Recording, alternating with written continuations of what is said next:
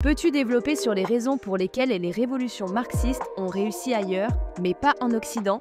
C'est qu'ailleurs, c'était toujours des révolutions anticoloniales ou qui étaient liées à des situations semi-coloniales. C'est-à-dire où il y avait une autre dimension qui se surajoutait, une dimension de dépendance et je pense une nécessité, comment dire? De de de rattrapage et de modernisation, tu vois? Qui s'adjoignait à la nécessité de la prise du pouvoir et de la transformation, du mode de production, tu vois? Je pense que ça et les tu vois? Le fait que ça crée des crises plus violentes, que ça crée des situations, plus, comment dire?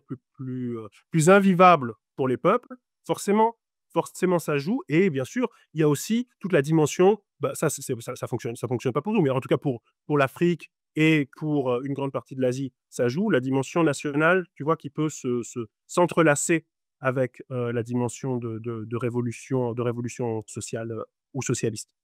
Et donc je pense que ça joue et on l'a sous-estimé et moi je suis pas du tout, tu vois? Le truc avec cette histoire de nationalisme, je suis pas du tout du côté de ceux qui disent: «Ah, il faut faire du nationalisme parce que c'est ça qui marche». Tu sais, c'était le débat avec, entre Boutelja et d'autres personnes de gauche qui la critiquaient comme Anas Kazib et cetera. Moi, là-dessus, je suis pas du tout du côté de Boutelja. Pour moi, aujourd'hui, c'est ce truc-là, c'est terminé, si tu veux. Tu vois? Je suis pas du tout dans ce camp-là. Mais à l'époque, ça a joué, tu vois? Et on peut pas remettre le dentifrice dans le tube. Ce truc-là ne marchera pas, une nouvelle fois. Mais il faut admettre que ça y a participé.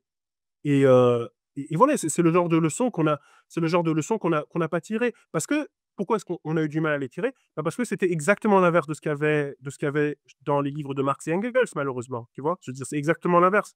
Et on n'a pas souvent admis que c'est l'inverse et c'est pas grave si tu veux. Je veux dire, c'est pas pour ça que, le marxisme est nul et juste parce qu'ils avaient tort, mais ils ont souvent eu tort, Marx et Engels. Ils ont très souvent eu tort. Ils ont pas vu, comment dire, la société de consommation qui a empêché, c'est tout le truc écrit, comment dire, que Bernard Stiegler explique dans, la nouvelle critique de l'économie politique, la naissance du consumérisme et cetera. Ils ont pas vu ça et ça veut pas dire qu'ils sont nuls, pas du tout.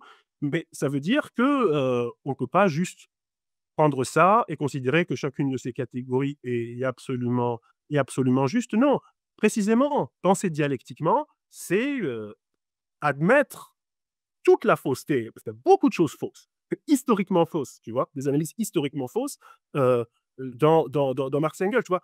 Pas juste des approximations, c'est ça qui est important. Des choses fausses, il faut dire juste: «C'est faux». Cette proposition n'est pas juste, elle est fausse. C'est ça que beaucoup de marxistes ont du mal à faire, si tu veux.